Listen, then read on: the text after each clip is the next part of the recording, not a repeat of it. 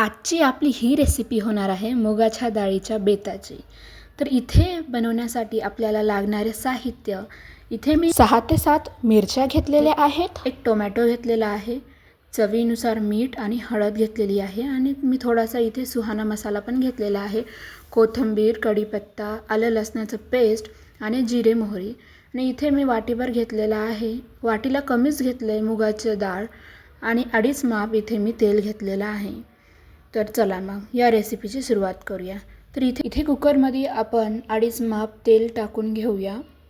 मस्त तेलाला असं गरम होऊ द्यायचं आहे आणि तेलामध्ये मग आपण इथे जिरे मोहरी टाकूया। ते चांगले तडतडले की यात आपण कढीपत्ता टाकूया।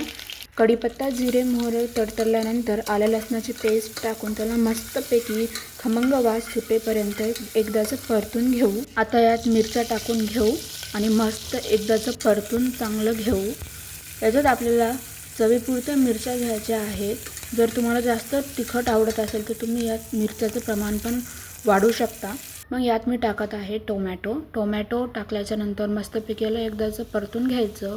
मग यात मी चवीपुरतं मीठ, चिमूटभर हळद आणि सुहाना मसाला टाकत आहे।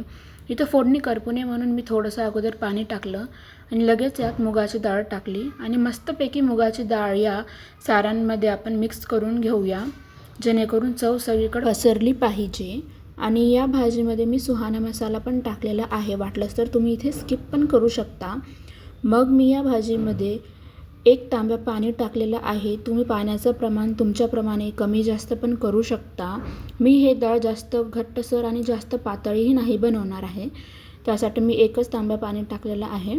आणि मग मी यात टाकलेली आहे कोथिंबीर आणि कोथिंबीर टाकल्यानंतर मस्तपैकी एकदाच आपल्याला याला मिक्स करून घ्यायचं आहे आणि कुकरच्या कमीत कमी 3 ते 4 शिट्ट्या होऊ द्यायच्या आहेत।